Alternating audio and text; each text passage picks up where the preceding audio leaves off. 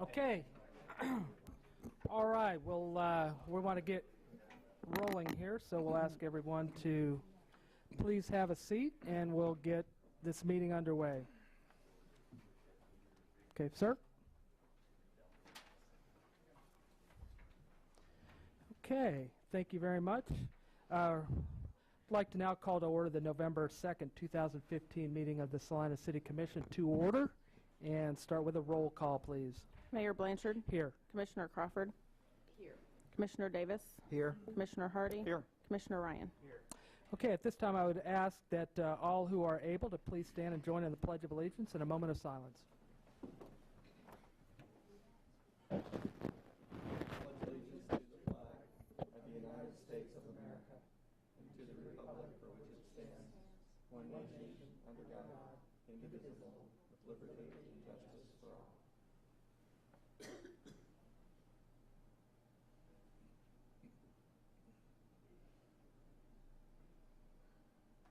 Okay, thank you very much.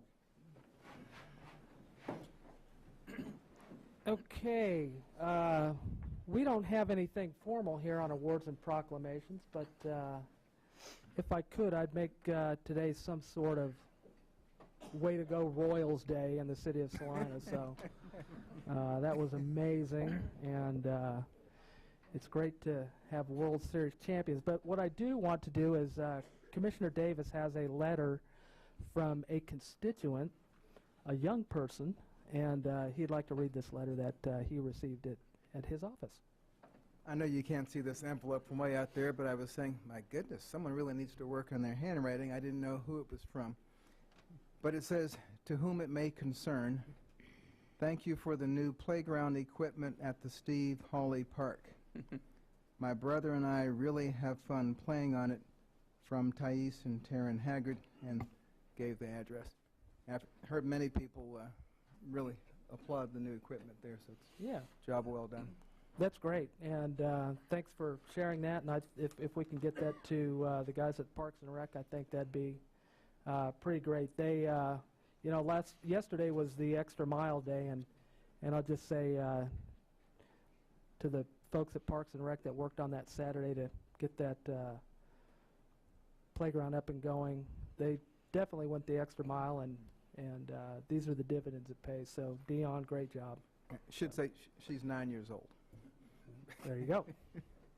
Okay.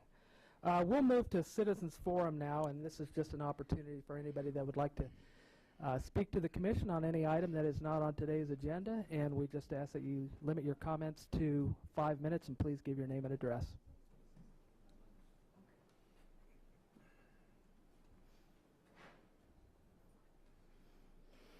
Okay, and we have no citizen comment at this time. We have no public hearings and items scheduled for a certain time, and we'll move into the consent agenda.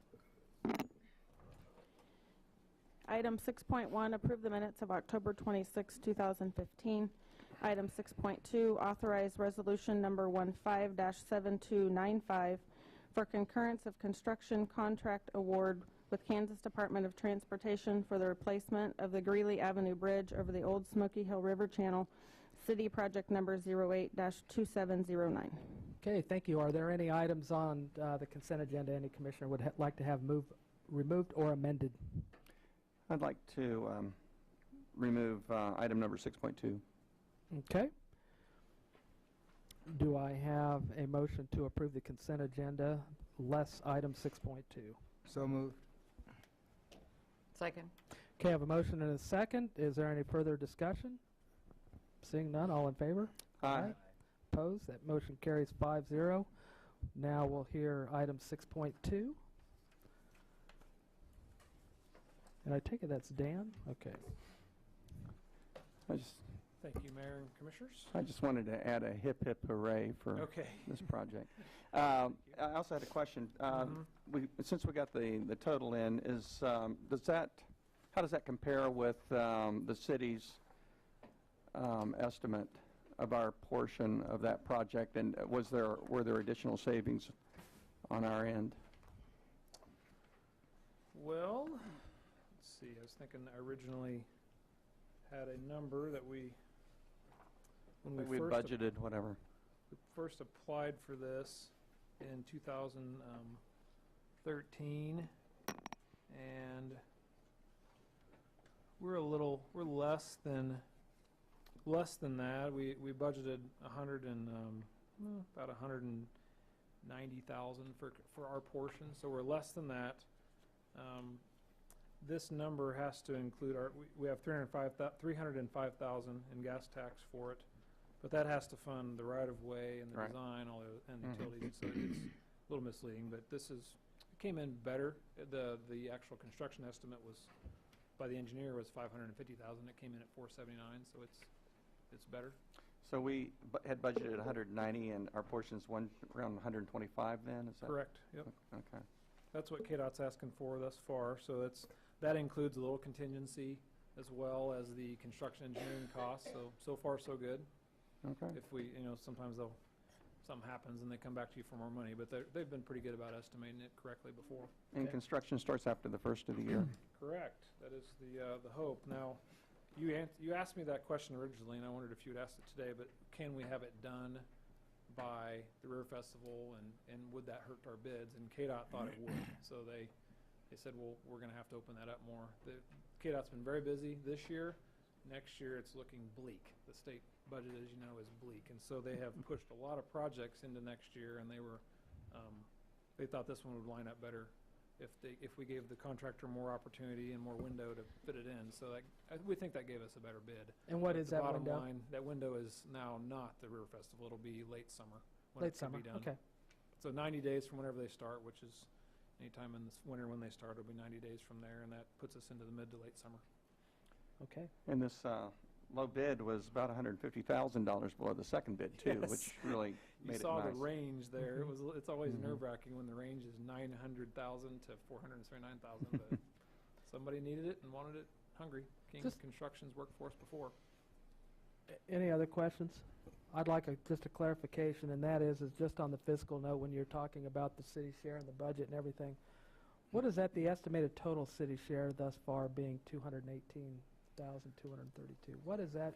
Brought my Referring accounting to. with me on that because I was just trying to figure that out too. But we've paid so much over the years for designing the roadway to the last time we designed it, and then we changed it actually. So we paid for kind of a preliminary design and some surveying before, and then we paid for some geotech work and some right-of-way acquisitions and title work. Really, that's what it's just that. Okay, so the 97,000 is basically not just spent, but spent and paid for. Yeah, it's Okay, That's what I have to ask Rod about that. He wasn't here Friday, but exactly where that's gone. But so far that's what we've had to pay out so far. okay. That's what I thought. Okay, any further questions from staff? Do we have public comment at this time? Okay, seeing none, we'll bring it back for action. Thank you. Thank you. I move that we authorize resolution number 15-7295 for concurrence of construction contract award with Kansas Department of Transportation for the replacement of the Greeley Avenue Bridge over the Smoky Hill River Channel, city project number 08-2709. Second. Okay, I have a motion and a second to pass resolution 15-7295. Any further discussion? All in favor? Aye. Opposed? Okay, that passes 5-0. Didn't think anyone would vote against that. Okay, yeah, I echo Commissioner Hardy. Great job, and I think a lot of people are looking forward to that bridge. Okay, we'll move on to our administrative business. Item 7.1, second reading, ordinance number 15-10809, amending the future land use map of the Salina, Kansas Comprehensive Plan to change the future land use designation of the west side of South Ohio Street, north and south of the Ohio Midway intersection from future urban residential to future public semi-public. Okay, ordinance number 15-10809 was passed on first reading October 26, 2015, and since that time, no comments have been received. Is there any public comment at this time? Okay, seeing none, we'll bring that back for action or further discussion. Mr. Mayor, move adoption on second reading of ordinance number 15-10809, amending the future land use map of the Salina, Kansas comprehensive plan to change the future land use designation of the west side of South Ohio Street, north and south of the Ohio Midway intersection, from future urban residential to future public, semi-public. Second? Okay, I have a motion and a second to adopt on second reading ordinance number 15-10809. Is there any further discussion at this time? Seeing none, can I get a roll call, please? Commissioner Crawford. Aye. Commissioner Davis. Aye. Commissioner Hardy. Aye. Commissioner Ryan. Aye. Mayor Blanchard. Aye, that carries 5-0.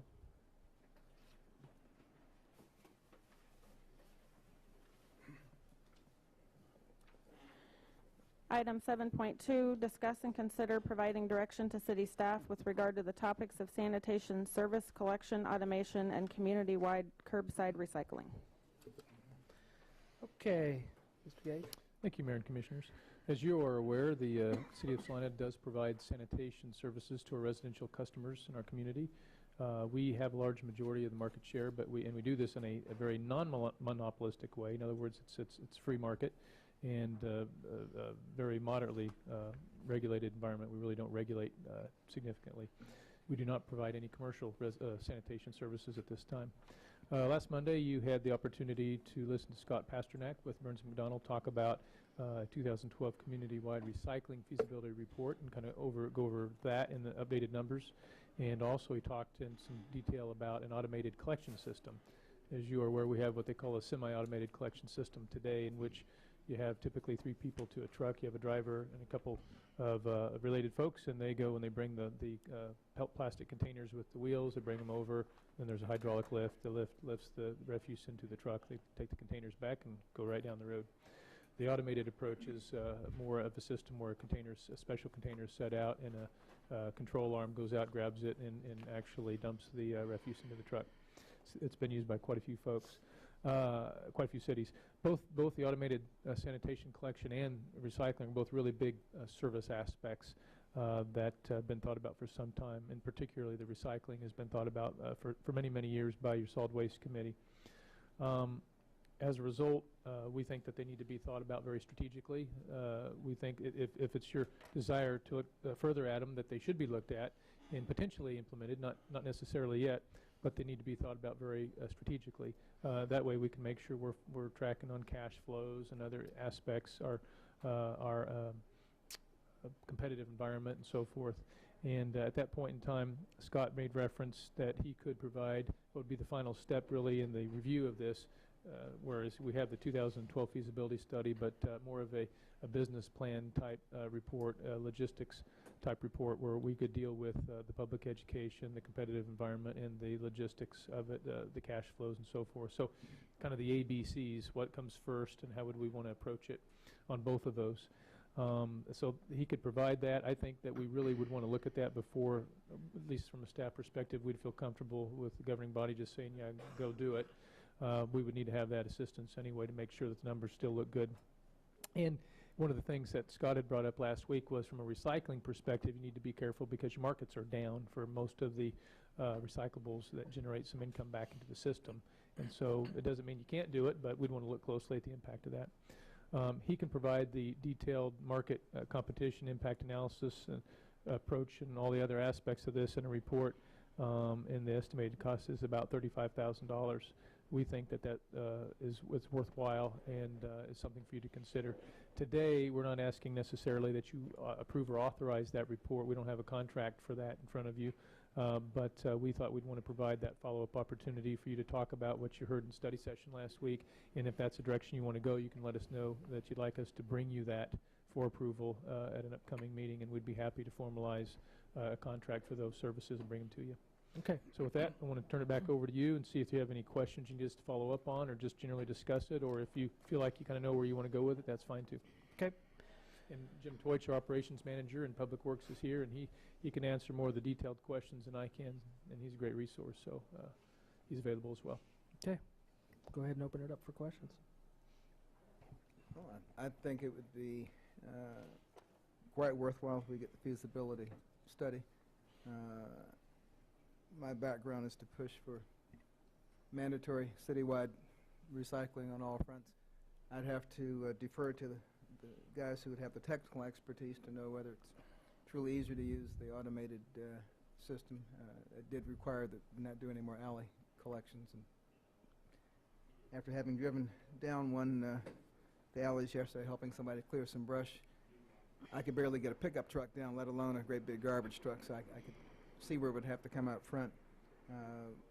But I think if the city's policy is going to be that we have a good reason for recycling, we should do it really on an all or none basis.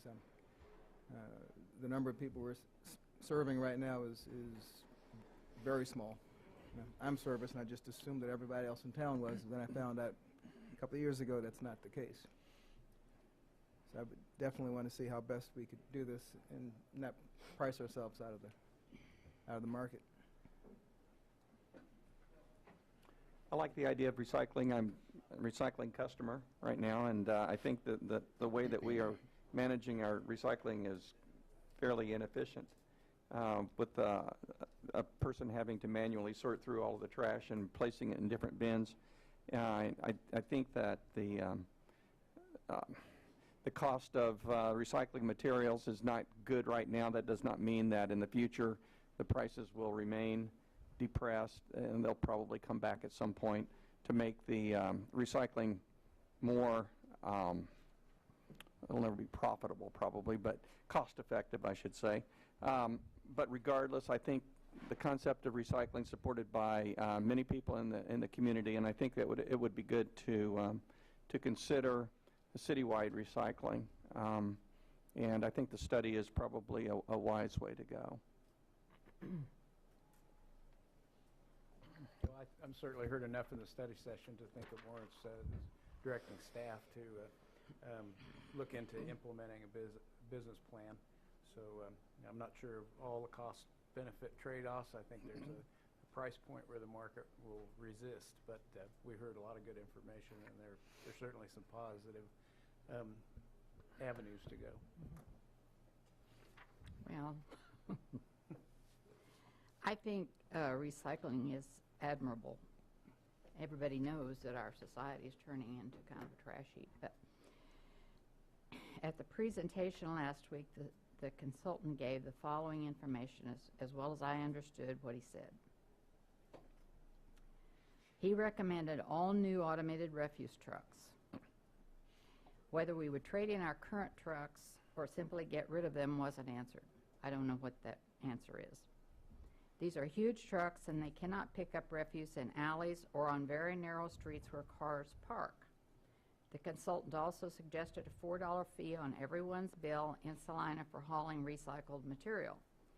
These materials, once picked up, have to be hauled to a recycling center, which in this case may very well be Topeka or Hutchinson, because we don't have a recycling center here in Salina. And that was, I think, at a cost of $25,000 or $35,000. I'm not sure what that was. Salina, or the possibility is that Salina would have to build a recycling center, plus buy these huge trucks that are automated and probably likely to have a lot of automated maintenance, probably. Recycling is a significant service, and it has financial implications both to the public and to the city organization, as it says in the blue sheet. As we study this type of operation, it may very well take a property tax increase, I believe, and layoffs of employees if we go the route with automated trucks. The layoffs would likely occur because of the automated trucks. I believe if we need a fifth route, which we obviously probably do need a fifth route for refuse collection, we should budget for a new truck like the ones we presently have and hire a few more employees instead of laying off employees for automated refuse collection. I also think we should continue with our voluntary recycling program, but purchase larger containers. Those containers don't allow anywhere near enough recyclables. I'm not opposed to progress, I'm not opposed to recycling, but it's a very costly endeavor, and I think the public out there needs to understand this is not something it's going to cost. It's going to cost the city in the long run, and it's going to cost each individual taxpayer. So. Great. Well, I appreciate all those comments. I have a few questions. It sounds like we probably have consensus, at least, to go forward with the view. Did you have any thoughts on that? I wouldn't mind seeing. I mean, I think some of those we've some of already your spent concerns will quite a bit on the consultant to look at that, Scott Pasternak. If they can come up with some more ideas that are not so costly, but as you noticed at the recent discussion, the most expensive part of that whole thing was presented to us as the recommended choice, which was the automated trucks. Everyone paying $4 on their bill, which if you think your water bill's high now, it's going to be higher. So, I don't mind looking at another study, but I just think the taxpayer needs to know that this is not something that's going to bring money into the city, especially with commodities like they are right now. Yeah, let me, if I can, I think I can help you with a couple things. Setting recycling aside, just talk about the automated pickup. The estimates on automated pickup is that it would be overall, even with the capital cost of the new trucks, more efficient and could reduce the actual unit cost of pickup by as much as 10%. Now, I would tell you that we need to see how well that works, because especially early in a change like that, you need to be sure that it's working properly. Cans are where they're supposed to be, so they can be picked up and we don't have interruptions. And you work through that in the first few months, for sure. But it is intended to actually be more efficient and cost the consumer less just for it. Now, there's no question that recycling, well, let me back up too.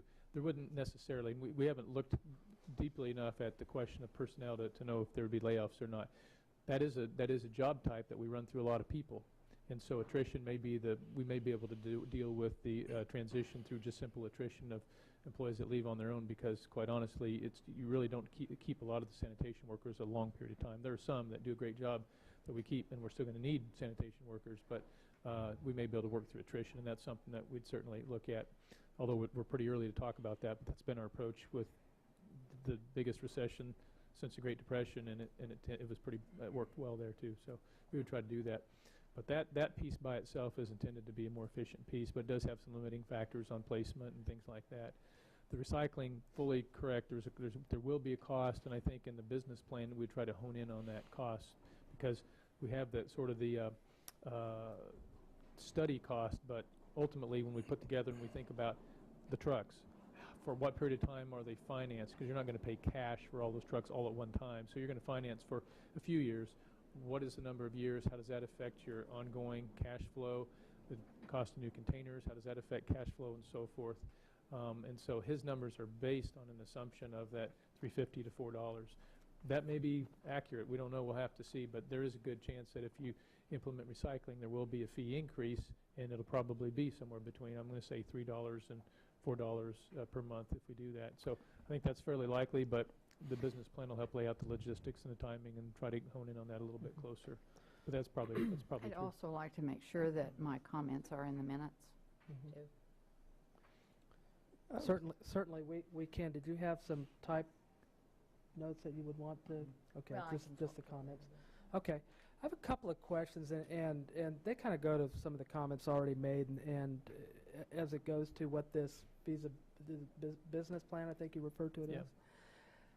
Because I looked at the study session, and my thoughts this past week in regard to this were that we were looking at two things. We're looking at a fifth route for sanitation and recycling.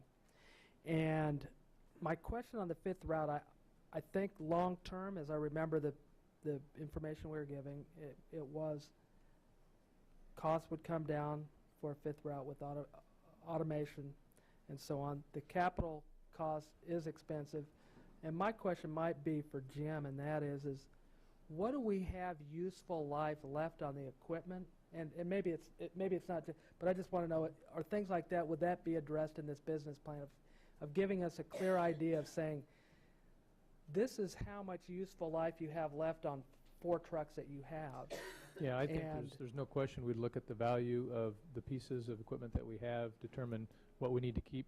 If we continue to do special pickups, we'll likely use the same type of truck that we have today for special pickups, so therefore we'll keep probably at least one of those. But Right. that's part of the review that that's been talked about a lot, that would find its way into the business plan, is the value, for what pieces you need to keep, which ones would we recommend keeping, for the pieces that would be disposed of, the means of trying to dispose those, and if there's value, to try to get that value out of them. Right, and to piggyback onto that, and I asked the question last time, are you talking about then 5 automated trucks for sanitation, then 4 or 5 more automated trucks for recycling? The answer was yes, that they would be separate, so you would need the separate carts, the whole thing. Is there a possibility that they'll address in this business plan repurposing our existing sanitation trucks to maybe run a recycling program to see if there's interest in doing it, because we have carts and because we have the trucks? And is there a possibility to do that versus saying, let's just go buy all new? I think we can ask the Stuff. question, but I don't think that our trucks are suited for that, but we can certainly ask the question. I think it's an easy question, I would think, for Scott to address. Jim's nodding, yeah, he believes so as well. Okay, because and the other thing is in this business plan, if they're looking at, I'd like to kind of know what some of the big, I remember the last time there was a study session on the thick recycling study, that there were several high volume users, and the one that comes to mind is Schwann's, and I'm thinking maybe the city and the hospital and all that would generate a lot of recyclables. Is there a way that this study can at least communicate with those bigger organizations and bigger users and get input from them, the likelihood of them participating and what impacts it might have? Well, keep in mind, we only provide residential service. So at this point, we're only addressing, the business plan would only address residential service. It wouldn't address the commercial service. Typically, those businesses, especially manufacturing, the folks that think process-oriented, they are already, they're bundling their cardboard, and they already have plans and approaches to dealing with the recyclables to the degree that it makes the most sense financially for them to do that. So there won't be, part of this recycling things, just be strictly residential. Well, as far as the pickup, for Collection. sure. Now, at this point, they're recommending that the recyclables go to, probably, based on the numbers, it would probably cost more to create a materials recovery facility in Salina rather than to transport to a nearby materials recovery facility. Now, if we're talking about building a materials recovery facility, I suppose that might be really worth our time to see, because you have to look at all the source of your materials, and certainly that would bring you into the commercial realm. But if we're talking about simply transporting it, we could see if there's any cost benefits for everybody, if there's some way a transfer station could transfer their waste, but that would probably be the only benefit we could provide them. Okay. But we would certainly look at that at the time. For this, I don't know if that's going to make much difference. For example, if we're talking about, in the end, let's just make up the number and say it'll be at $4 to do the recycling, and we transfer it down to wherever, how much would it cost if we were able to transfer some of the commercial waste recyclables instead of however they get rid of it today, which they may have a good means to getting rid of it. I don't know if that would mean a quarter difference or what. It's probably going to be a pretty small piece to the overall picture, I would expect. Okay. But at the time, we could look at it. What cost is tagged to this business plan? What's an anticipated cost? $35,000, and it would address both the automated pickup and the recycling. Okay. And what it is it's not a study that's additional to the other. The other study is a good study. It laid out the approaches. It laid out what we do. It laid out all that stuff. But what it didn't say is the ABCs of what order and exactly how are you going to do it. It didn't say, and it wasn't intended to. It wasn't in the scope to say, well, do you just pay cash for your trucks? Oh, and if you do that, you're going to have a big cash deficit. Your first year would be a dumb thing to do. It doesn't lay out the cash flow analysis that really has to occur, and it doesn't lay out some of the strategic, more specific and detailed decisions that need to be made along the way, including the competitive decisions that we talked a little bit about in there as far as the regulatory climate and trying to even the competitive playing field, which are things that you need to be thinking about before you'd say, hey, yeah, let's just go do this. Yeah. So it's intended to really just be the final piece. It's a continuation of that and lay out the steps and deal with the more specific and strategic aspects. Mr. Gage, would this feasibility study address the issue of whether any trash collector in the city would have to offer recycling, or is that? I believe it would, I think because we were yeah. presuming that that would be the way it would have to be set up. Yeah, I would expect any aspect where there's a competitive piece to this that could affect our ability to be successful with recycling or automated pickup or whatever it would be addressed in there, and then would become a policy issue for you to consider after when you receive it.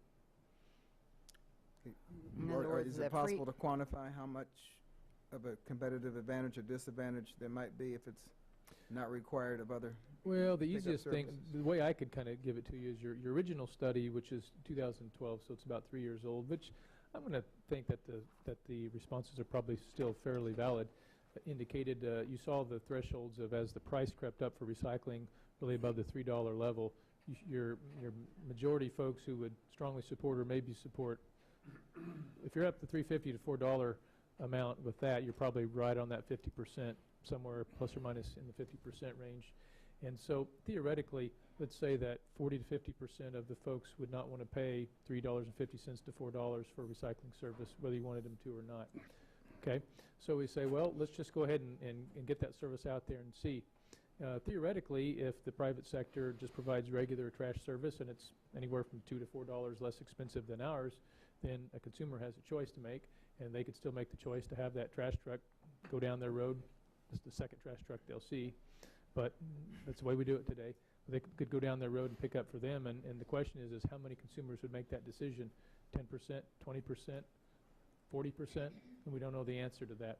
So you could take that risk without trying to level the playing field from a regulation perspective. You could do that, or your choice at the time will be to choose to create a regulation that says we're not going to do a monopolistic thing where we're the only ones, but if you're going to provide service, these are the services you need to provide, and provide structure to that. That's a pretty difficult choice, but that's a choice that you'll have to think about before you say, hey, let's move forward. Yes, I would expect the study to address that. We would have to regulate whether another business, we would have to tell another business that they're going to have these same kinds of trucks. In other words, if they can't afford to do that, Well, they'd go out of business. I don't know about the same type Regulation. truck, but they would have to offer recycling. Yeah, I don't see you at all regulating how they do their thing. What I do see you offering or regulating, if that's a decision that's put in front of you, you'd have to consider regulating. Do they just provide straight sanitation pickup, or do they also have to pick up yard waste and recyclables, and which recyclables? That I do see you have to discuss.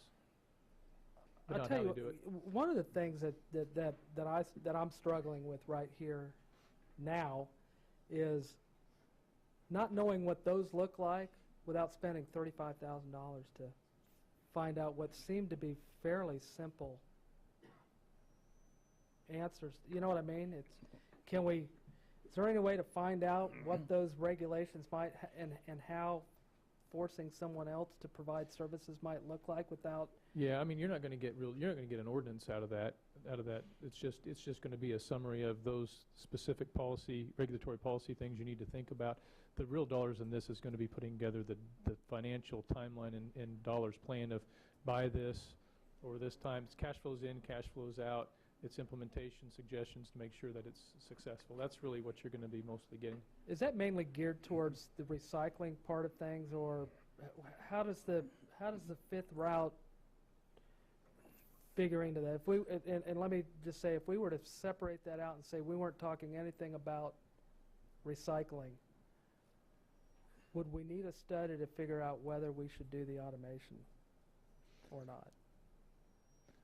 I would, because you buy, five or six, I don't know, $400,000 trucks, you probably ought to have pretty good information, but that's up to you.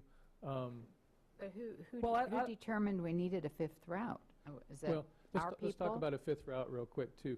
There's two aspects to a fifth route here.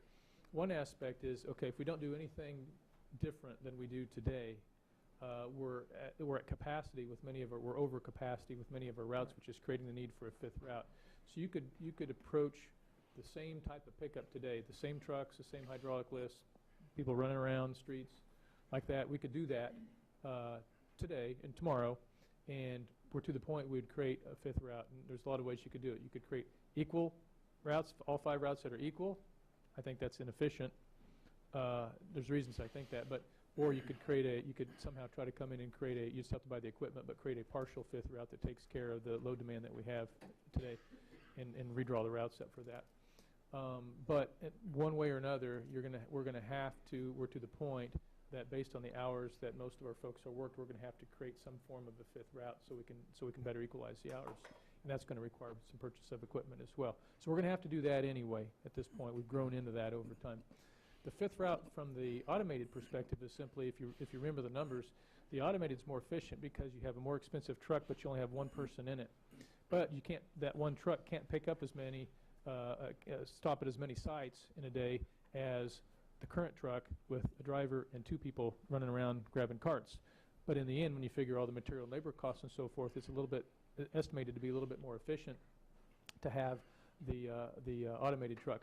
But because it doesn't pick up as many in total per day, it creates a fifth route. You're going to create 5 routes anyway if you go automated no matter what, just by virtue of the number of pickups you can get per day. So that's a natural with automated is a fifth route. So either way, we're looking at a fifth route in some form. Right, and yeah, I realize it's a lot of money to spend, but you know, when we upgrade and go with new police vehicles or fire equipment or whatever, we generally don't have a $35,000 study to figure out whether we do that. And the thing that comes to mind is that, you know, the Crown Vic went obsolete. Yeah. And I mean, are our trucks going to go obsolete? Well, everything goes obsolete in time, and some of it we can't predict. What I would tell you, though, is if you were looking to add a 5th fire station or a police substation, you'd probably be looking at some detailed numbers, perhaps at a level beyond what we could typically provide.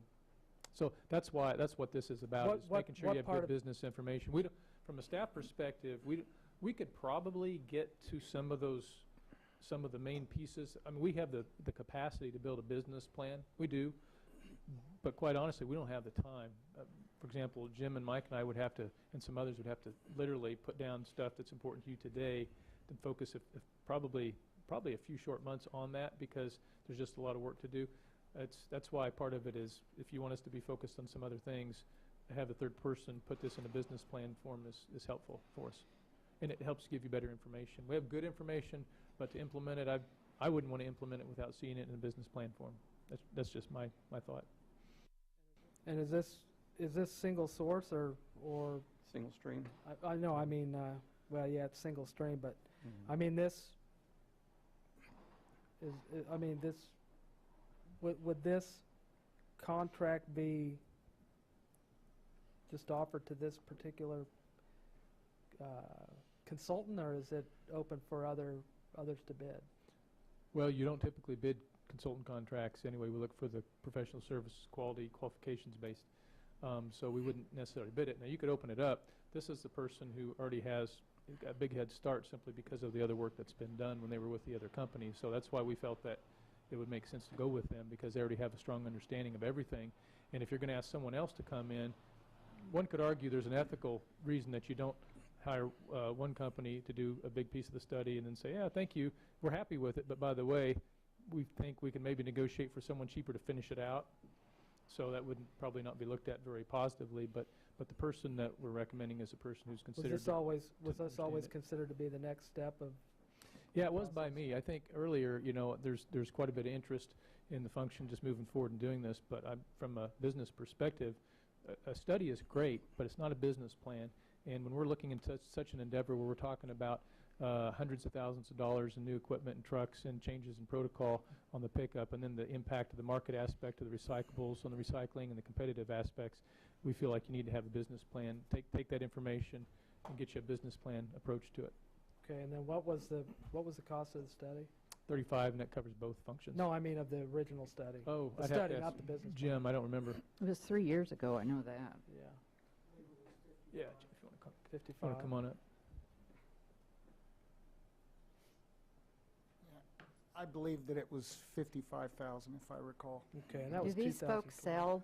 sell The automated trash trucks, or, I mean, what do they do?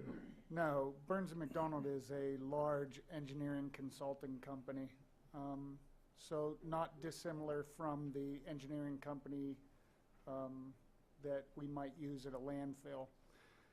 Scott Pasternak has a background in developing community-wide recycling and automation programs for cities all over the United States. When Mike Frazier was still here, we looked at several different avenues to determine who might be the best to do this, and it was determined that Scott was the best person to lead this. At that time, he was with a different company, SAIC, and he subsequently moved to Burns and McDonnell. So there's so much involved in the business plan that would require a background similar to the feasibility study. I would think, I don't know, but I would think that it would probably increase the cost of doing the business plan because there's a great deal of background.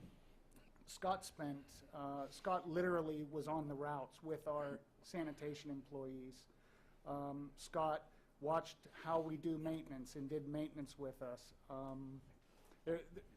And just the level of detail, we did a data dump of all of our, we track literally everything that you can think of, stops per hour, how many times we load or unload, how long it takes to go from this point to this point along the route, all those kinds of things.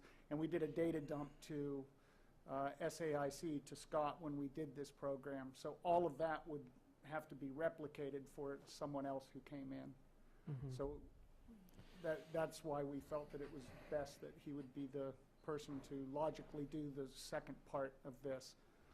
Is, It might be worth checking with a city that has, I've heard through the grapevine that those automated trucks have a lot of maintenance issues.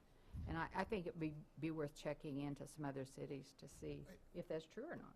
Yeah, we've done that, Commissioners. We know that those trucks they are different, and especially with the arm and so forth, and so they do have different maintenance issues. So we've done that, and that would be, that's in your cost.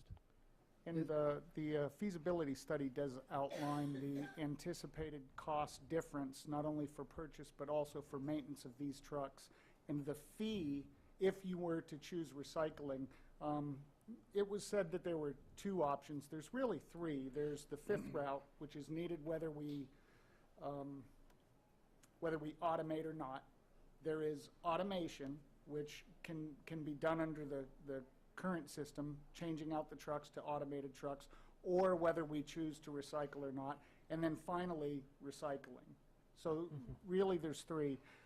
The other thing I wanted to address is in relation to the question regarding the trucks themselves. We buy trucks on a 10-year cycle, so every year we're buying one truck. So the age of the truck goes from 0 to 11 years.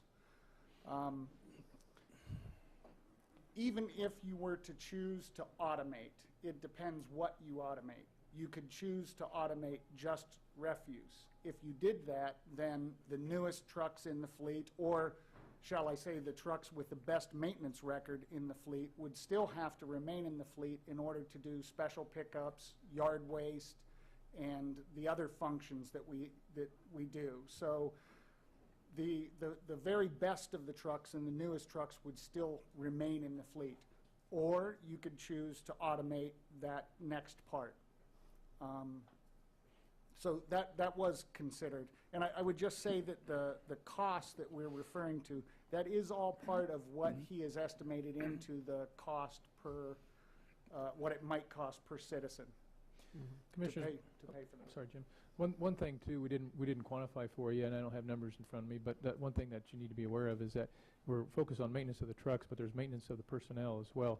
And what I mean by that is that if you look at your work comp rates for injury frequency in public and other employment, your sanitation workers generally are pretty high. And ours it's a little hybrid because we at least lift the we do at least have the containers and we lift those, but we also pick up extra trash. We also do, as Jim said, the special pickups and so forth. So how they get injured is many ways. They get cut when glass sticks through containers that aren't approved. But a lot of times, most of the injuries are going to be and it depends on how other cities do it, but they're back injuries, they are knee injuries, and their foot and ankle injuries. With our folks, because they don't, unless they're on special pickup duty, they don't lift that much. Typically, they're rolling containers. We see a higher frequency of the, I think, knee and ankle foot type stuff, because you come out, and when you're new to the job, I don't care what you did before you started this, you're not in shape to do that job. You're just not, because you're talking about walking indoor, hiking, however you want to look at it, multiple miles a day. I don't remember, what's the estimated number of miles a day one of your folks goes? About 6? Well, let's Maybe see, more? we buy new shoes for our employees every 500 miles, and I have to buy 6 pair of shoes a year. So 3,000 miles a year is what they're running. Yeah. I'll tell you that, and this also goes to why we need the 5th route. In 2010, we had 9 lower leg injuries. In the past 3 years, we're now up to 15. And it's not getting better. The other thing in terms of laying people off, for the past 2 years, I've been short 3 people pretty much off and on throughout that period. Today, we are short 3 people. So I think a great deal of the difference in personnel would be made up through attrition, as Jason somewhat, as he had mentioned. Yeah, but one thing, there's no question this will reduce frequency of injuries, and we get that, Yeah. particularly with new folks in and out. Yeah, one other question. Would you have to maintain some of the older trucks for the special trash pickups anyway? Well, we would maintain the best in the fleet. We have detailed records of the maintenance for all of the trucks. It may not be the absolute newest truck that we choose. We may have whatever is the best maintenance trucks would probably be the ones that the fleet superintendent would recommend that we keep. Depending on, again, how much we automate. If we were to only automate refuse, then there would be a portion of trucks that we would want to keep from our existing fleet and not spend additional money. It was also mentioned in the study that going to 5th route, if we were to automate, that would be 5 new trucks. The additional trucks, if you were to choose recycling, would be 2. And it's just the nature of what they're picking up, and the amount of materials that we would expect. But we would need to create 5 routes in order to do refuse. But we would do the same number of customers for recycling with only 2 trucks. And then there is a couple of backup trucks that would also be needed. How old is the recycling truck that we have now? It's not, I understand it's not automated, but. No, it is not. I don't know the age off the top of my head. I will tell you that it is well beyond what our natural replacement is. Ordinarily, this truck would have been replaced quite a while ago. I can get you that information, but it is. Jim, is it the original truck? It's the original truck. The original truck. The other thing too is relates. What's the monthly fee for that to sign up today? $515. $515. Okay. So we have a limit of about almost 900 folks, because that was intended to be a pilot program, and I believe that's over a 10-year-old truck, because I think that's been going probably 12 to 15 years old. I want to say that it's over 20 years old, but Yeah. I can't recall. It may be. I don't want to say Yeah. it wrong. I know it's over 10. It's well beyond what we would normally have replaced. And so our cost now, that part of that truck was actually purchased, I believe, with our I can't remember what we called them, but our recycling grants from our waste reduction grants through our solid waste or landfill tipping fee program. And so that, in other words, the cost of that truck doesn't even find its way into the $5.50 or whatever that is. And so if you take the current program and you properly costed it out with the number of consumers that we have, or customers today, the 800 and some, it's probably about $7 or $8 maybe more per stop, which is very inefficient. And even if you extrapolated that, and I think Scott had that number in his report last week, if you extrapolated that approach to all the consumers we think would want to do it, you're talking a much higher approach. So that's why the data always has suggested the single stream approach to recycling is the best. But so definitely that's, if you decide to go, that's probably the way we would recommend. But we need to get you more information. One last question. Some of the data that Scott mentioned last week, he admitted was 3 years old, and some of the prices and rates had changed. Is he going to be able to at least give us some estimates on what more realistic? Yeah, we would figures? expect, you should expect updated numbers. Okay. Yeah, yes. One thing that I'm one of the, as I said, one of the customers, and as Commissioner Crawford was talking about cost, I was thinking about the 900 customers that are going to see an immediate cost reduction if we implement citywide recycling. The other thing that has not been discussed is the impact on our landfill. Opening and closing cells is not cheap either. And continuing to take all of our trash and recyclables to the landfill increases the rate at which those cells need to be opened and closed, and that cost, I don't know what it would be. I do know that it's probably it's significant at some point, but that's something that also should be considered. One question I had about having a universal system with private haulers is, I thought crossed my mind anyway, that okay, so the trash hauler would come out to a customer's house and pick up the refuge container and throw it in the back of the truck. Then they go pick up the recyclable container and throw it in the back of the truck. There's probably very little way to enforce a mandatory recycling program aside from the city program. Well, the way you enforce a mandatory recycling program is basically through what's allowed to be picked up and what isn't. And then it becomes fee related. Usually most cities, entities, whoever provides the service, it's not always the city. A lot of times the city will set the rules, and then you'll have private sector folks either do a franchise situation where you may have a single or multiple providers on your streets doing it. But like I said, a lot of times the city will set, if they want recycling, they'll put the rules in place to require recycling, but they don't have to provide it themselves. But there are a lot of cost facets, there are a lot of aspects to this.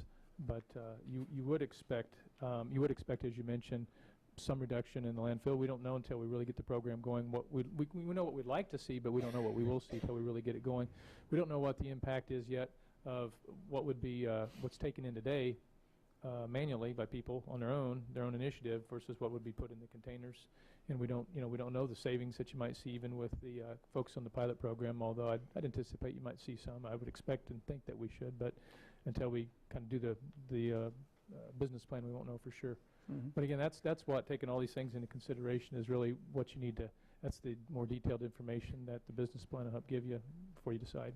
Because we're not saying that by doing this that you're saying you're going to do either of these programs. That's correct. Just the opposite. I'm saying that before you move forward, considering them seriously, that this is information I think you need to look at.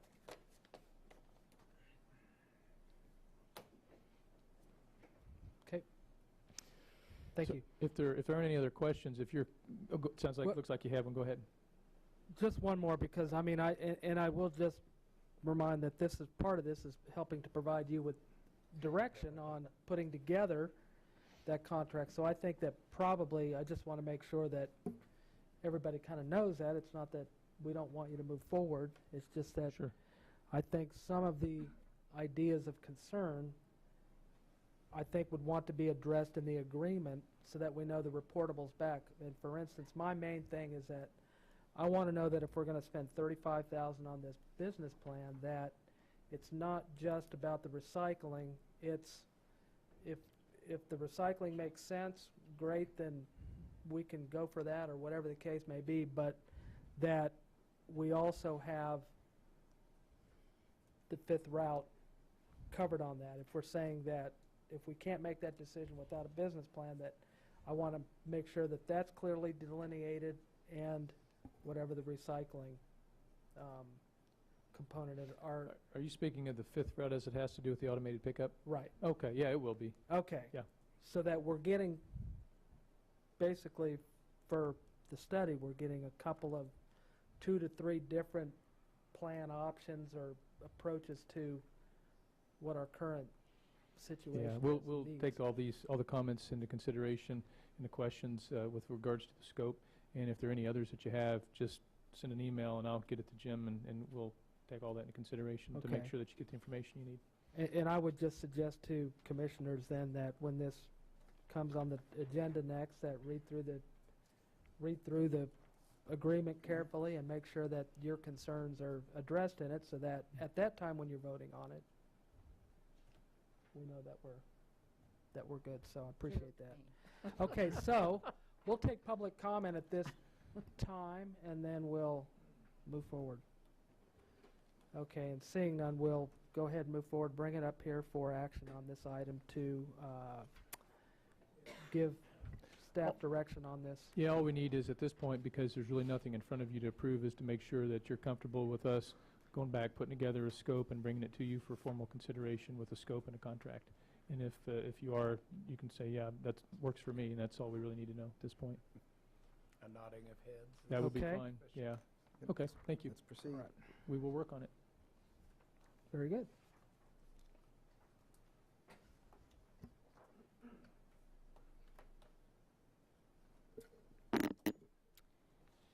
Item 7.3, consider appointment of a board liaison to the Community Access Television of Salina, Inc. Board of Directors.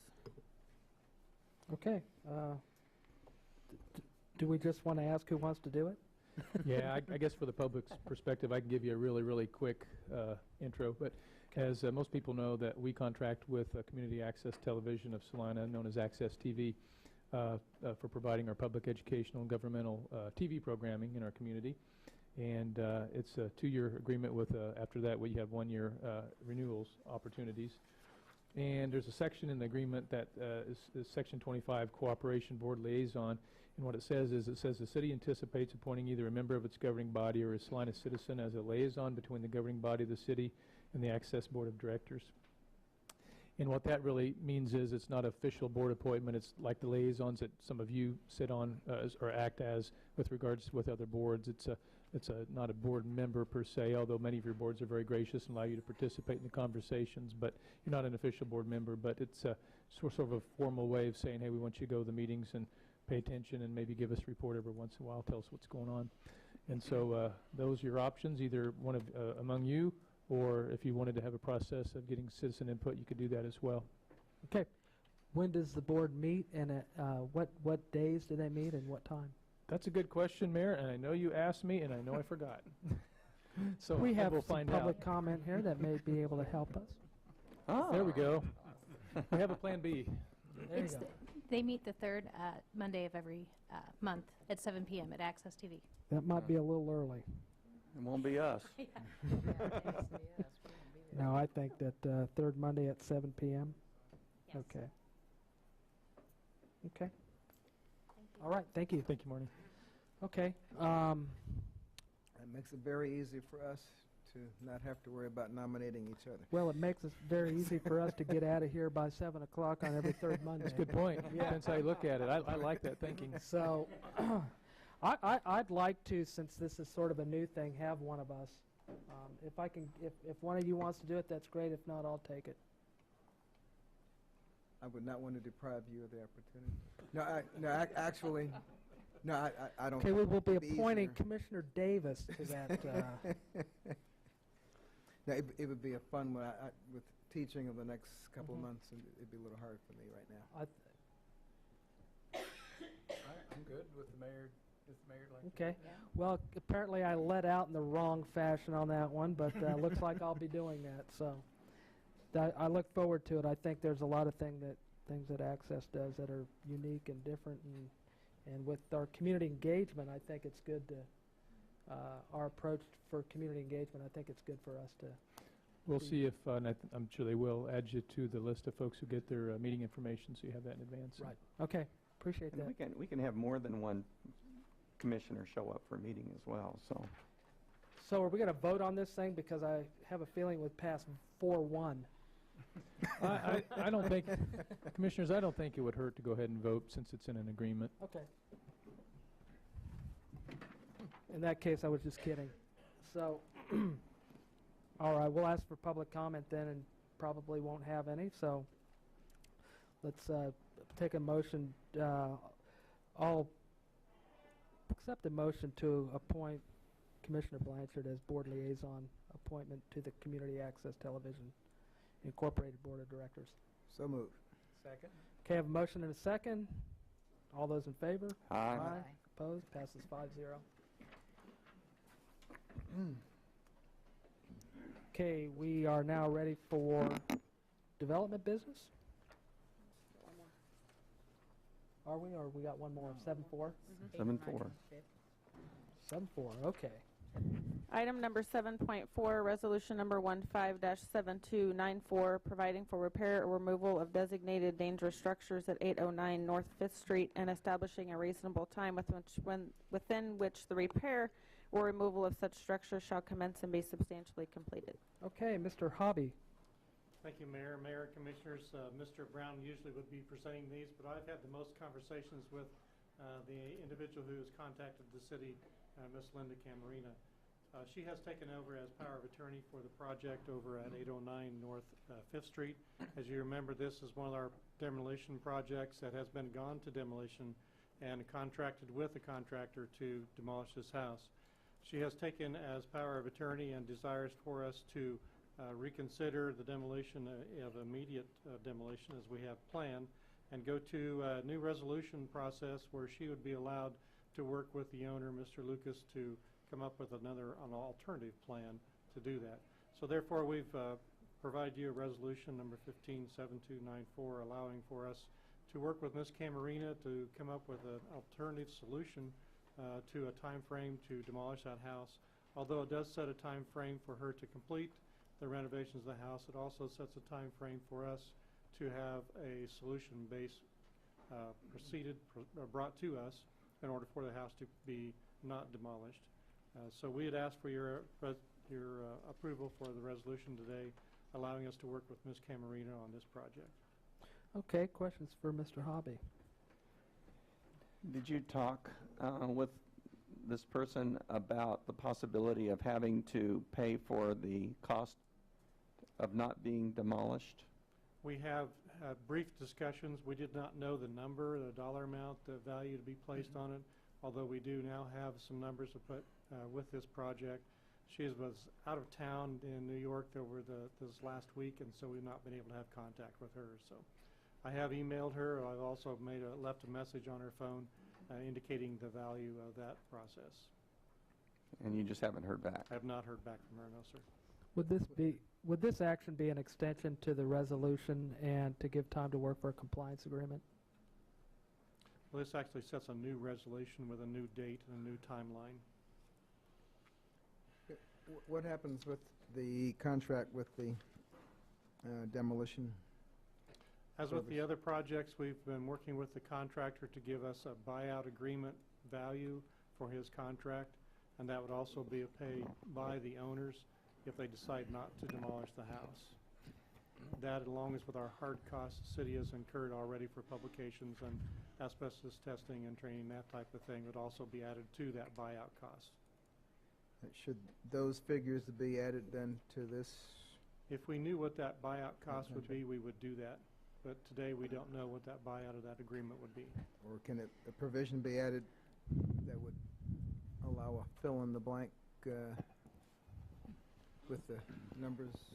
Commissioners, there's some additional information in response to the line of questioning that you're currently on that's probably best addressed in executive session. Our options would either be to go into executive session at this time and discuss it before you take action, or you could table this to the last item in the agenda, deal with the other matters before you, and then go into executive session prior to acting on this resolution. It would be, it's your choice whether you go into executive session at all and when you might do that. Okay, the preference of the chair would be to table, move on, and revisit. I think that's fine as long as we discuss in executive session before you act. Okay. Is that Satisfactory, yes. okay? Well, at this time, I'll hear a motion then to table this for later in the meeting. Mr. Mayor, move tabling discussion of resolution number 15-7294 until a point at the, after development business at the end of the meeting. Okay. Second.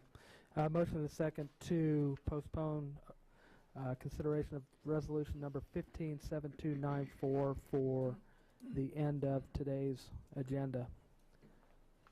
All those in favor? Aye. Opposed? That passes 5-0, and so we will hear that later. Now, at that time, it's not on the table. It's just postponed, so we don't have to vote to remove it. We can act on it at that time. In that it has been tabled, I do think we'll want to remove Okay, it from the so we'll have a vote to remove it from the table. Okay, very good. So we'll move on then to development business in 8.1.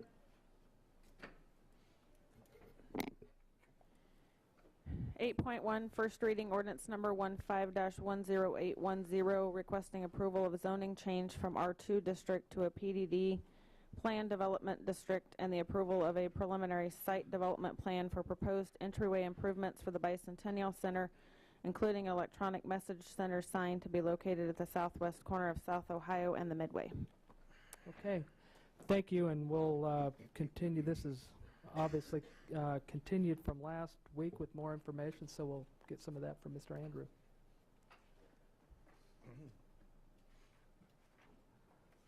I believe you'll get most of your additional new information from the applicant's representative, but I will just, for your benefit, review where we are with this. This was an application that was filed to rezone the southwest corner of the Midway and South Ohio Street to Public Use Exposition Facilities District from R2, and that zoning change would allow an electronic changeable copy sign for a public arena in this location.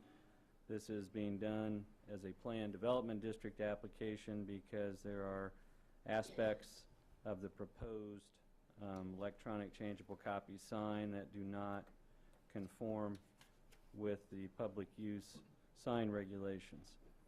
So just to refresh, the Planning Commission held 2 public hearings on this. They voted to recommend approval of a land use plan change, which you have acted on earlier today. They recommended approval of a zoning change for this property. They recommended approval of the site development plan for this property, and that might best be depicted, John, on the street tree lighting plan. I guess it would be the overall entry planning plan. You could go back to that. So it is that plan for the site that you are looking at today, and this is the subject property, and this is the location of the proposed sign. And so the Planning Commission recommended approval of the sign location.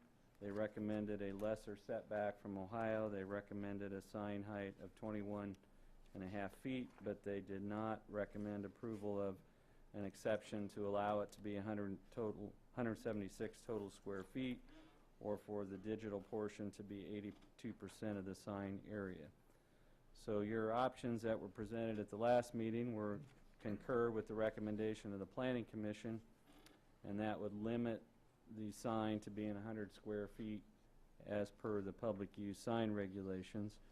You could override their recommendation and just deny the application for the zoning change and plan outright.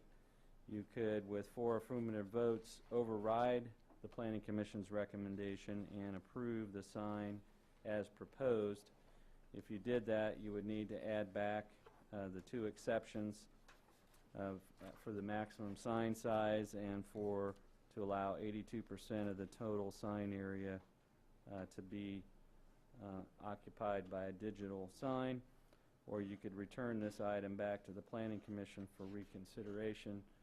We also made a suggestion that if one of your findings or conclusions is that the public use sign regulations may be too restrictive as to size or to digital sign ratio, you could also direct that a text amendment application be initiated to review the current size limits on electronic signs in our residential and public use districts. John, if you could go to the electronic changeable copy signs schools slide. This is just to summarize for our public use districts what was adopted in 2012 for our public use districts, that if you're on a residential street such as Cottonwood School or Coronado School, a elementary school would currently be limited to a 32 square foot sign, 50% of which could be electronic changeable copy or digital. If you're on a collector arterial street such as Central High or South High School, you could have a identification sign out front that's 64 square feet, 50% of which could be digital. And then in 2012, for athletic stadiums and public arenas, the size limit that was established was 100 square feet with 50% of the sign area being digital. So if in viewing that, one of your conclusions you reached this afternoon is that this, not only is this sign appropriate, but that these limitations are something that you would like to look at further, then a follow-up action could be to initiate a text amendment to review that. So again, if you want to approve the sign as proposed after the additional information provided today, there's a couple additional options you have.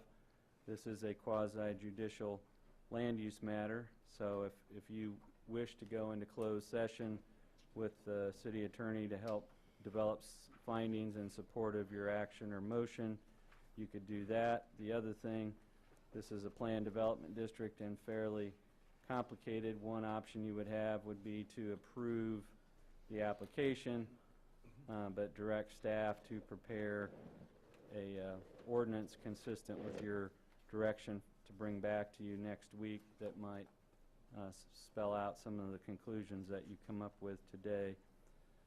The only other thing I would add that hasn't been in any of our reports, because up until last week, planning staff did not understand the concept, but a term that was brought up at your last meeting is a term called aspect ratio. And an aspect ratio is basically an image area's width divided by its height.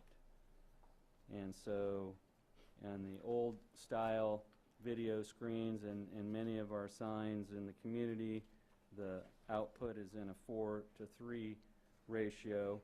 But if you were talking about a desire to have a high definition screen or to show videos or to have something that's a higher resolution, which is what we understand is being proposed here, then the output ratio is 16:9, meaning a 16-foot width and a 9-foot height. So the term aspect ratio deals with the image area and the width and the height.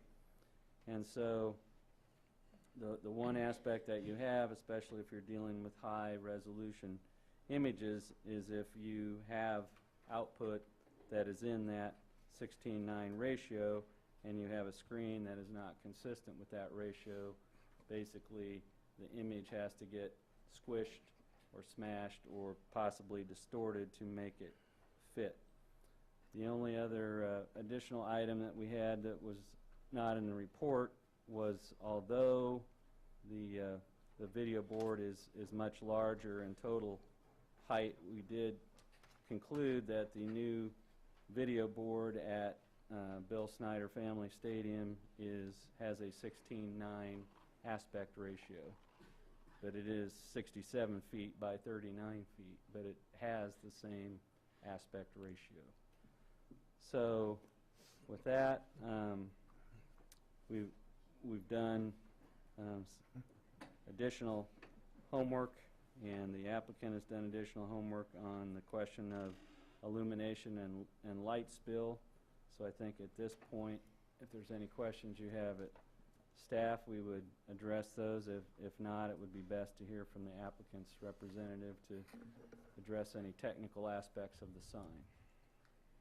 Okay, that would probably be preferable. Mr. Andrew, I have one question maybe the applicant doesn't know. What's the largest electronic exchangeable sign in Salina? The largest one we've issued a permit for was the Masonic Center sign on South Santa Fe. It's 4 by 10. We just recently, there was one approved that's not up yet for Kansas Wesleyan, the rear of their scoreboard, that's 4 by 13. But that would be the largest to date. Again, most of the signs that are up in Salina to date are what you would call low resolution, not high resolution. They don't have the pixel count or the resolution that is being talked about. This would clearly be the highest resolution digital sign in Salina. There's nothing that you could compare to this in terms of the resolution or the clarity in terms of the density of pixels and things of that nature. So this would be a high resolution screen, whereas most of the signs are fairly limited technical capacity that we have to date. Are those two signs at the Masonic Temple and at KW, are those both primarily changeable copy signs and not? Right, they're not. They don't video have a great display? deal of graphic capability. I don't think the screens have the resolution. Okay. Basically, the screen is made up of a series of LED bulbs, and the higher the density, the more pixels, the greater the cost of the sign. Mhm. So most of those that are out there are of the lower resolution variety. All right. I think, John, you have a photo of the Masonic Temple sign.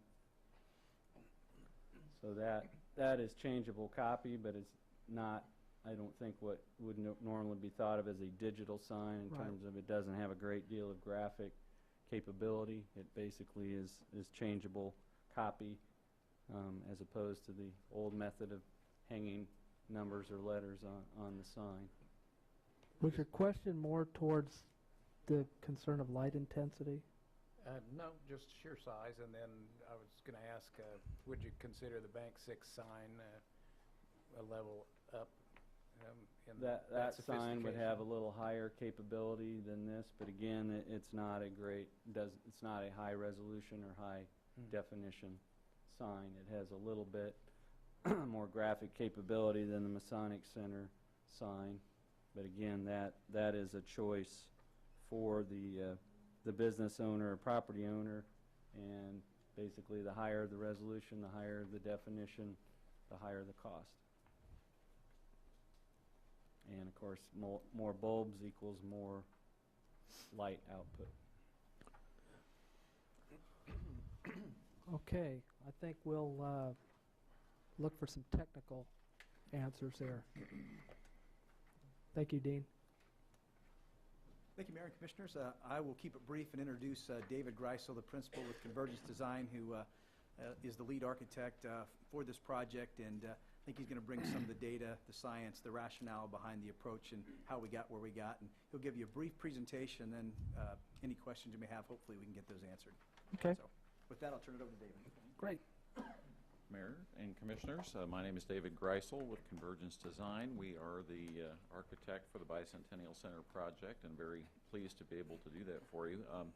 Just before I get into the technical presentation, a couple of general observations, if I may. As a designer of many stadiums and arenas, and someone who's been around the country looking at these kinds of facilities, first of all, LED marquee signs, as we call them, are very common in this building type and used by many, many arenas to inform the public about what is happening at these types of facilities. So this is not an unusual application at all.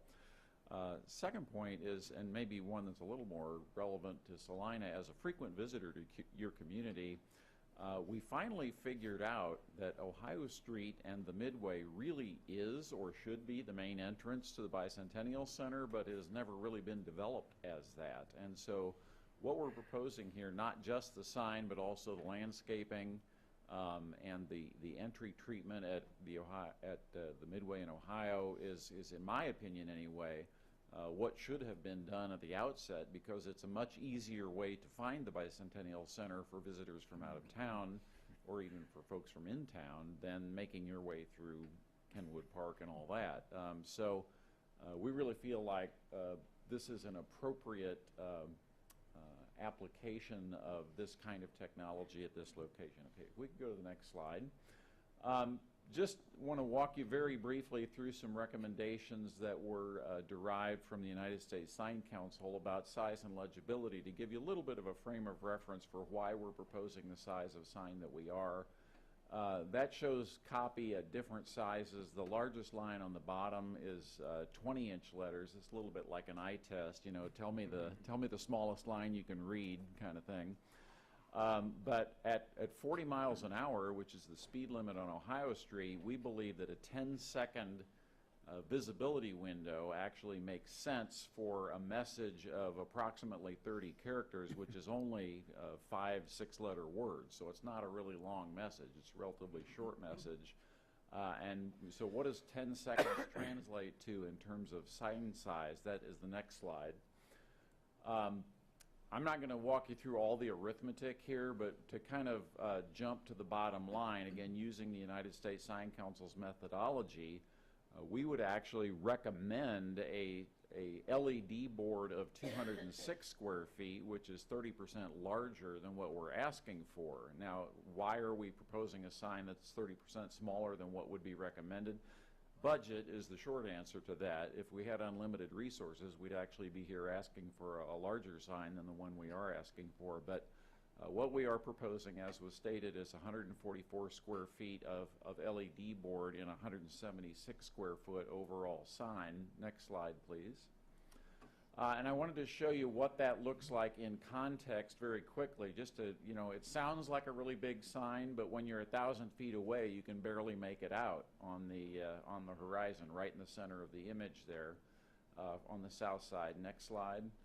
At 500 feet, it comes a little bit more into view, but you can see it at, you know, and granted, this projector is not the highest resolution possible, but it's still a little bit difficult to make out any of the text on this sign at 500 feet. At 250 feet, next, you can now begin to read the copy of the largest 20-inch type at the bottom line. So it's really, you know, somewhere between 500 and 250 feet, this sign becomes legible at all for traffic, and 500 feet is about the distance we would like to have for those messages to begin to register. The next 3 slides we can pop through pretty quickly, but this is basically the same view coming at it from the north. 1,000 feet away, 500 feet away, and 250 feet away. So you can, again, begin to get a feel for what we're talking about here. Next slide, please. So again, just the eye chart of what those letters look like, and then the scale figure there gives you an idea of how big the sign is overall. And the reason why we asked for the slight variance in height really was to keep the bottom of the sign away from what you might call the attractive nuisance level of people being able to reach up and mess with it. So it's about 9 feet above the ground to prevent real easy tampering. Next slide, please. So a lot of questions have come up about the brightness of the display, and again, don't want to go through a whole lot of real complex math here, but the sign as specified is 7,500 nits, which a nit is a unit of measurement of light that is equal to a candela per meter squared. What is that? A candela is roughly a foot candle. And so when you do all the multiplication, what we're talking about is a sign whose maximum brightness, if it was a white image all the way turned up to max, would produce 100,000 candelas or foot candles at the face of the sign. We'll see in a minute how that diminishes over distance, but that's roughly equivalent to 32 fluorescent lamps, like a tube, like is what is in the ceiling here, or 570 400-watt bulbs, or a 65-inch television screen seen from 32 feet away, just to give you a little bit of a frame of reference. Next slide, please. One of the questions that was came up last time, which we thought was a very good idea, is to what degree can the sign be recessed a little bit to provide some protection or shadowing, if you will, for the neighbors directly across the street. This diagram illustrates a little bit of what that would do. So by recessing the sign about a foot from the edge of the enclosure, we create a no visibility zone, which is the red triangle in the center of that image, from which you wouldn't see the LED board at all, and then a partial visibility zone that would go from 0% visibility next to the red triangle up to 100% visibility at the apex of that gray triangle, depending on how far away you were. And the next slide shows the entire zone in more of a context on an aerial photo, so you can see the diminished visibility extends about 250 feet either side of the sign along Ohio Street. And then those green parallelograms show that while the diminished visibility is true for folks directly across the street, it doesn't diminish the visibility of the sign for cars traveling along. Thank you. The green parallelograms here and here show that it doesn't diminish the visibility of the sign for cars traveling along Ohio Street. So it's kind of a nice thing. It helps to shield the sign a little bit from the houses directly across the street, but it still allows traffic northbound and southbound to see the sign. So that's kind of a quick walk through some of the technical and design aspects of the sign. I'd be very happy to answer any questions you might have, or hopefully explain anything further. Okay. Would a shroud reduce the readability of the screen as you approach it? No. Again, I would point to the two green parallelograms here. They are basically suggesting that the sign from any distance other than right next to it is not going to be obscured at all by the recessing of the screen slightly. Got a quick question on when you talk about when you gave the example of how bright it was.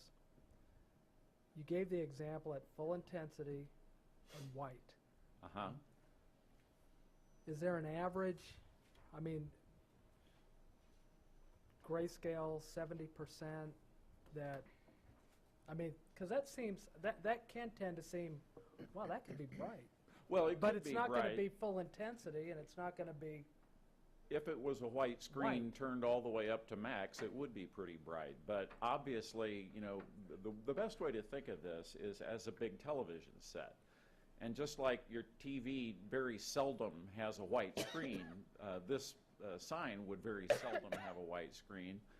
More often than not, it would be an image on a colored background with, you know, black or white letters or some colored letters, you know, describing an event or something that was going on at the Bicentennial Center, which is, you know, it's going to have a range of brightness, which probably over the long haul would average out to about 50% of, you know, of what we're talking about, you know, the white screen at max brightness.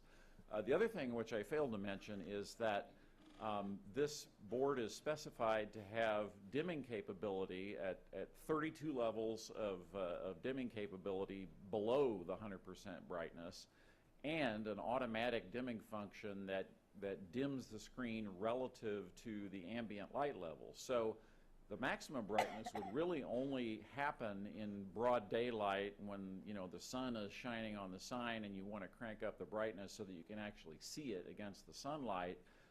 In the evening or, you know, after sunset, the brightness would automatically be cranked down to a level that's appropriate for the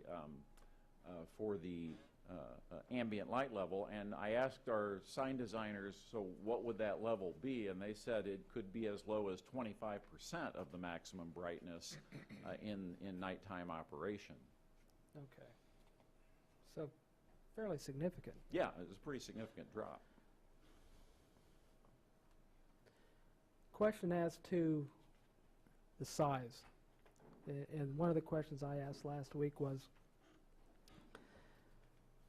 the 206 would probably be what you would consider ideal. Yes. Is the 144 represent like the smallest effective size? Is there an effective size that you say anything smaller than this, the programming they might want to put on it wouldn't be legible? Yeah, Deanna has pushed us on that point several times in the last few weeks as this item has been discussed. And we still believe that the 144 square feet for the LED board is the right number. But if really pushed to the wall, we have said that a sign at about 128 square feet is about as small as you could go and still have it be useful for the intended purpose.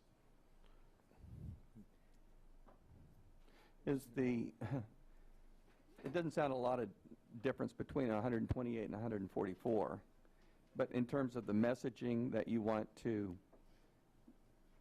communicate, would that be more of a significant difference? Well, it is a measurable difference. I mean, it means those 20-inch letters to still fit the 30 characters on the screen would be down to about a 16 or 17-inch letter. Which doesn't sound like a whole lot different, but it does affect the time scale that you're actually able to see and make out that message, you know, again, traveling at 40 miles an hour, which is significant. It's not so significant that we would say don't do the sign, but it is a step down from the 144 square foot sign. In my opinion, any letters below the 20 inches weren't really worth much. Well, that's the benefit of those, and again, you got to recognize this projector is not super high resolution, and your eyesight at those distances is probably going to give you a little bit better image than this projector does. But yeah, we feel the same way, that you get much below 20 inches and the legibility does become an issue, particularly at the 500-foot distance. And this is the kind of decision that once you make it, you're stuck with it. Yeah. And if it's too small, then you're stuck with that. Yeah. Do you have any experience with a sign of a similar size in this type of a residential setting? Well, I guess the short answer to that is no. You know, we are designers of arenas and stadiums and convention centers and ballparks. We don't often have such direct interface with residential neighborhoods as we're having here at the intersection of Midway and Ohio. But again, I would kind of go back to my original point, which is that this is or should be the main entrance to the Bicentennial Center. The fact that it has residences around it is a fact, but it shouldn't take away from the fact that this ought to be the main entrance for the Bicentennial Center complex off of Ohio Street. I'd agree with you there. Trying to give out-of-town visitors directions through the park is a harried experience at the least.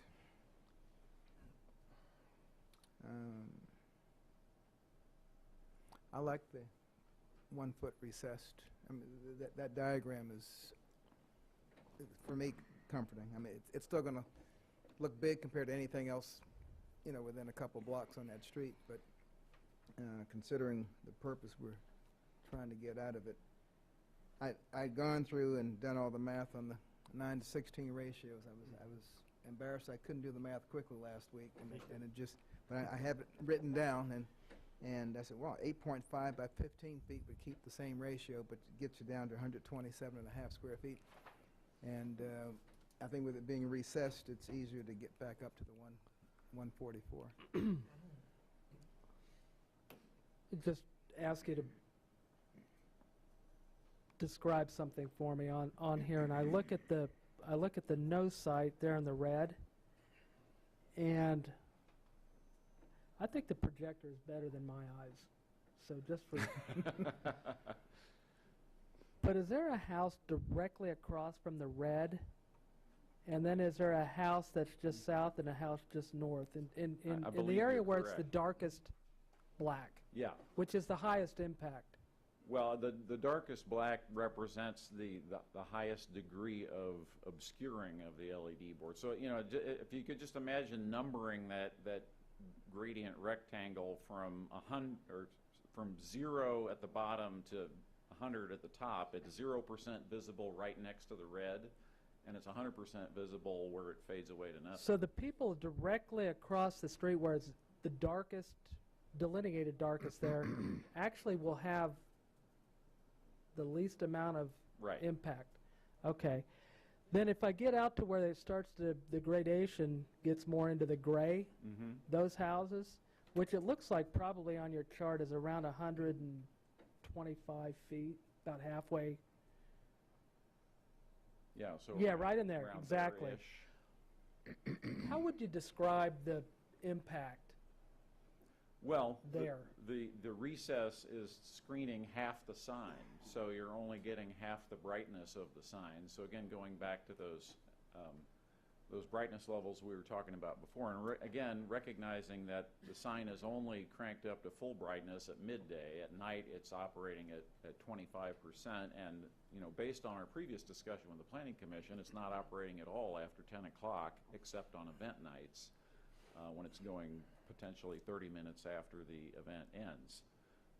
So basically what that's saying is about halfway up this gradient triangle, you're only seeing 50% of the sign. Okay.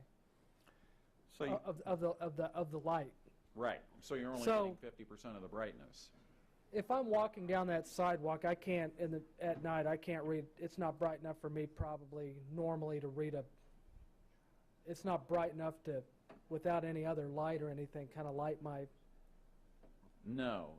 In fact, let me give you some numbers that may help a little bit. Just at 50 feet away, 50 feet is like, you know, right across the street from the sign. You're going to be getting about 10-foot candles of light, which is not enough to read. It's enough to see where you're walking, but it's not a, you know, we would consider that an appropriate illumination level for a corridor, but not for a room. At 100 feet away, which is basically any of the houses directly across the street, you're getting about 2.5-foot candles, which is not enough to do much of anything. And at 250 feet away, which is like this apartment building to the south, you're getting 0.4-foot candles, which I don't want to say is nothing, but it's pretty close to nothing. So it's not a significant light level at all. Okay.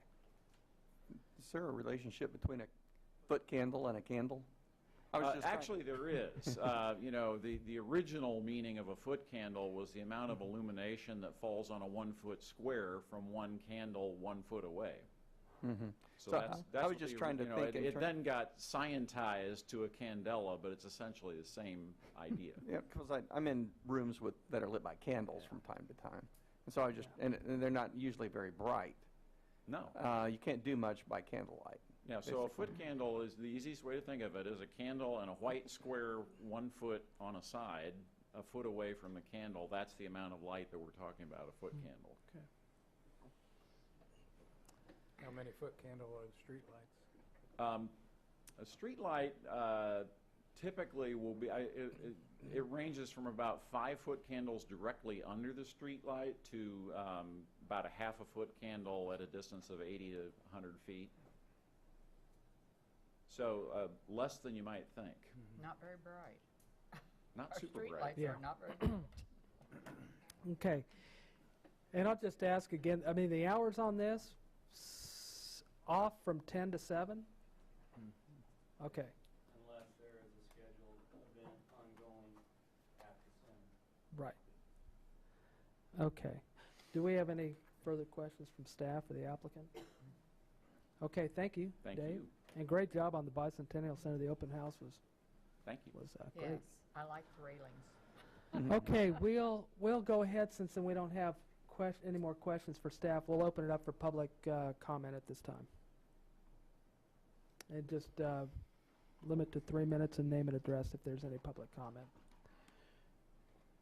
And I see no public comment. We'll bring it back for discussion and/or action on this item. And there are a number of, if we can, if you'd like, we'll get a review on the different aspects of what this decision has, because it is does involve some amendment language. So if you need it, ask for it. Well, I'd take a stab at this. If the mayor is so inclined, I would move that we approve PDD 15-11A, including approval of the sign as proposed, with a partial, to read my notes, partial shroud on the setback of the sign, and that the ordinance be and that the following subpoints to section 3, subpoint 2 be added or amended into the application, and with findings of fact that include that the value of the Bicentennial Center asset of the community is important for this feature of this entryway, and that the design is consistent with the existing traffic patterns and the traffic flow in and out of the Midway and Kenwood Park. Second. Okay, have a motion and a second, and if the clerk would, that was a long one, I appreciate that. Are you able to? No. I wasn't sure if you were picking up on that or if that was going to be, okay. I was actually trying to follow along with this and find my parts of the note. Okay, so I have a motion and a second to approve application PDD 15-1-1A, rezoning of the southwest corner of South Ohio Street and the Midway from R2 to PDD PX. Approving ordinance 15-10810 with, here's where you're going to have to help me, with the as proposed, with the sizes which would require the exception to be granted from 100 square feet to 176 square feet, and with an exception from the 50% total sign area. And did you have a number on that? To the 82? To the 82% of the total sign area. Not to exceed 82. Not to exceed 82. And also with the partial shroud setback in the sign. With the partial shroud, and with the finding of facts being the value of the Bicentennial Center to the community, as well as not interfering with traffic patterns in or out of the Kenwood Park area. Did I hit that good? It's consistent with the existing traffic patterns. Okay, it's consistent with consistent with the traffic flow, traffic patterns, and I think I hit that. Is there further discussion on this? Item. Did someone second it? Okay. I think we did have a second. Okay. I will just say this, because this was a carryover from last time, is that I appreciate the further technical information. That was the holdup that I had last time. I was simply concerned that the light spillage and not so much. I appreciate the shroud as well, but just on the information on the foot candles and just the intensity and the spillover was the main thing I had. I know there was concern on the size of the sign, but I think, as Commissioner Hardy stated, I think that a big thing for me is effective area, and that I think the Bicentennial Center looks great. I think that the investment has been well worth it, and I think that we need to provide the best opportunity we can out here. As far as there was a concern last week about property values, and I just wanted to address that. And I think that when we look in totality of this project, I benefit from being a landscape architect, so when I read the plan, I can read how nice this is going to be and what an improvement it is. And I honestly believe that the improvement in property value will be higher for those areas with the landscaped entry and with the signage and with the total package. I think it'll be a very attractive piece of property. And that's if you just look at it from how it sits today. And I think if you look at it how it sat there 2 months ago, I think it is an enormous improvement to that corner. So I hope that that all the concerns will be properly mitigated from the shroud and some of the other issues. So I just wanted to have that on the Mayor, record. if I may, I have a quick question for Mr. Andrew that might help on clarification of the motion. The question is, Dean, with the motion and the submittal being a PDD, is the design detail of the sign a part of the approval, meaning that it cannot be modified? That was going to be one of my questions before it was voted on. If everyone looks at condition number 5 at the bottom, it says development of the property shall substantially conform with the approved preliminary site development plan, which is here and incorporated by reference, which basically, John, if you could go back to that site plan, basically, if that is left unchanged, then what you're doing is approving this site development plan and the sign in this location, but you're not specifying that the sign design is part of that site plan.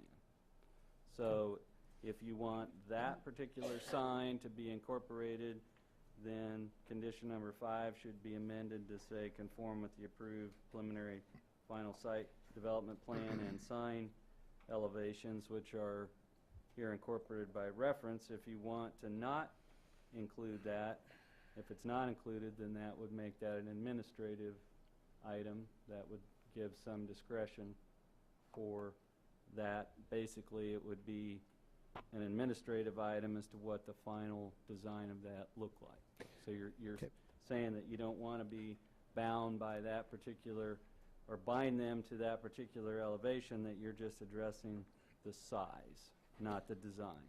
Okay. Yeah, Commissioners, my point in asking that was to be sure that there was some design flexibility, not knowing what a shroud might look like or an inset of the sign or any other design change. So I think with that, leaving 5 in is the appropriate way. And that was the other question I had. Maybe we get some help from the architect on that, but one of the questions I had, if we specify a partial shroud, what kind of, are we looking at 4 inches, 6 inches, a foot?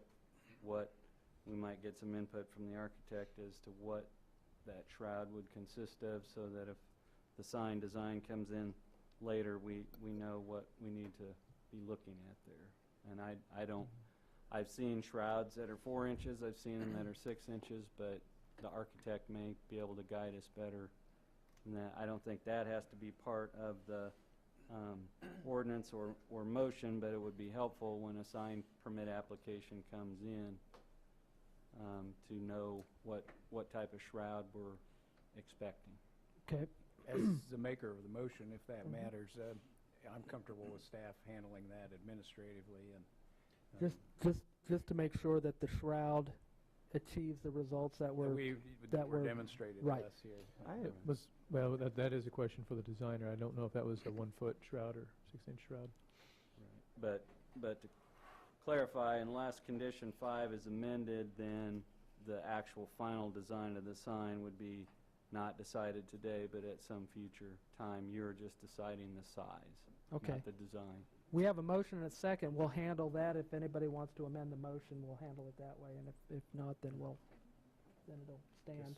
And then, can we get we'll just, do you want to just, we'll just get a number on the shroud? Is that what you were looking for?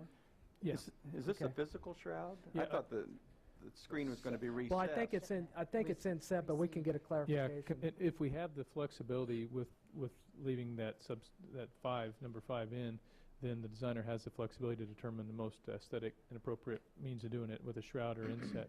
But I think if the point is if you'd like to obtain the outcome that was demonstrated up there, we probably want to convert that to whatever inches that would be. With the effective shroud, with an effective shroud as per Yeah, so the delineated by design that you saw today, or the diagrams with the gradient on them were based on an 11-inch recess. So Okay. that's kind of our target Okay. for recessing the signboard. Okay, do you want to address that in your motion, or is that, I think I'm comfortable to leave that to the staff to okay? work that out. Yeah, we can get there. And the second, are you? I would like to reference it so that we get the same results as on that diagram. Even if Okay. that means bring the diagram in as an attachment to this. Okay, so do you I mean, just to want be to, fair to the neighbors, I would you mean, just like to amend, would you like to propose an amendment to the motion that just simply inserts the language that to, Or depl- reference that drawing. to depict the, Well, you're looking at a zoning motion here. The easiest way might be simply that you go back to the 11 inches. If that was based on an 11-inch inset Okay. or shroud, I think that's probably the easiest way to do that, rather than to have a motion that's attached to another drawing and we start to get confused later as to what that meant. 11 inches it is. Second. okay, And that think- removes that item number 5 then? yeah. Sorry, I didn't mean to nitpick. Anybody get that? Oh, come on. A I nit? got it. Yes, I did. Thanks, okay. It's a bit of a light. It's a bit of a light. It's a little light humor.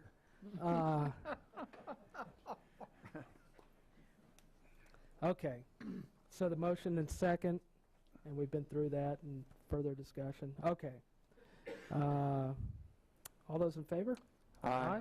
Opposed? Motion carries 5-0. Okay, we're going to bring back item 7-4 at this time. Mr. Mayor, move that we move off the table item 7-4, resolution 15-7294. Second. Okay, motion and second to remove from the table the consideration of resolution number 15-7294. All those in favor? Aye. Opposed? That carries 5-0. We'll now hear furtherance of the questioning of staff on this one. And I believe at hand was the issue of recessing into executive session. Correct. Do we have a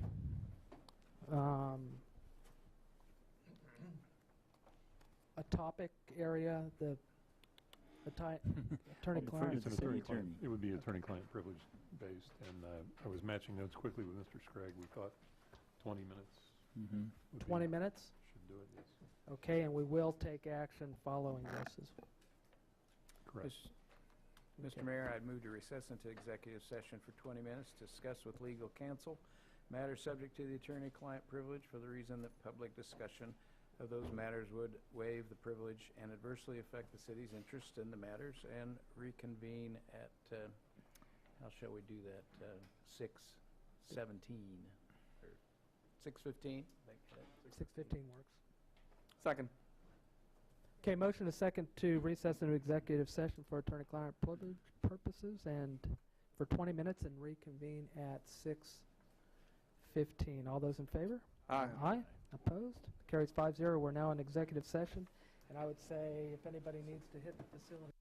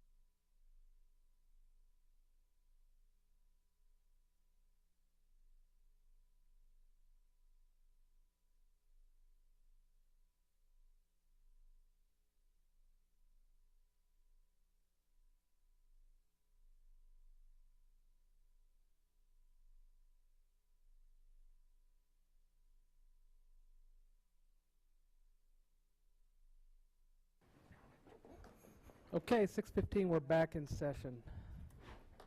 Okay, we're discussing the Resolution 15-7294 and the question of the dangerous structure. This resolution will replace the existing resolution in place and move forward with the particulars. What are the dates again? December 23rd, 2015. December 23rd, okay, 2015.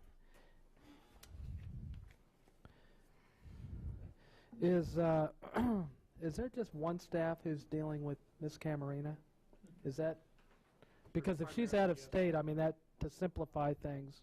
That's correct. Primarily, I've been talking with her. Okay. All right. Is there any public comment on this? Okay, seeing none. You're good tonight. Bring it back to the commission for action. Mr. Mayor, I would recommend we accept staff's recommendation to approve resolution number 157294, acknowledging that the structure located at 809 North 5th, Salina, Kansas, has previously been determined to be unsafe and dangerous, suggesting that the structures be repaired and removed and make the premises safe and secure, recognizing that the work must commence immediately and shall be diligently prosecuted so as to allow for substantial completion of all work no later than December 23rd, 2015, and authorizing staff to proceed with the demolition or repair if the owner fails to comply. Second. Okay, a motion and a second to approve resolution number 15-7294. Any further questions?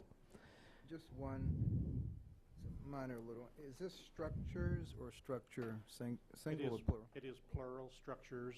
Okay, thank you. There's a garage, detached garage.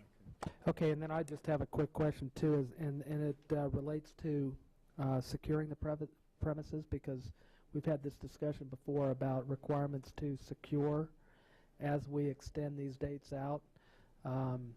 Any thoughts to requiring this to be secured? Actually, city staff has secured this property with our own locks and padlocks, and the only way that they'd have an admittance into the property would be through city staff. Okay. Or cut the bolts off. Great, done. Okay, all those in favor? Aye. Aye. Opposed? Passes 5-0. Is there any other business at this time? Commissioner Hardy, you had something about North Central Regional. Oh, it was an interesting meeting. We were went into executive session, which is something we don't do every day, every meeting. Well, don't disclose. Talking about Homeland Security in a facility in Topeka, Kansas, that is designed to gather intelligence, and it's really kind of interesting in that we're not exempt. Central Kansas is not exempt from, the outside world. Just because we're in the middle of the country, we are insulated, but there's stuff going on out there that you can't even think about. And but there are people that are being diligent about that, and that's good. Good to know. All right, any other board stuff anybody feels newsworthy? Okay, seeing none, we'll have a motion to adjourn. So move. Second? Move and second to adjourn. All those in favor? Aye. Opposed? Okay, we're adjourned.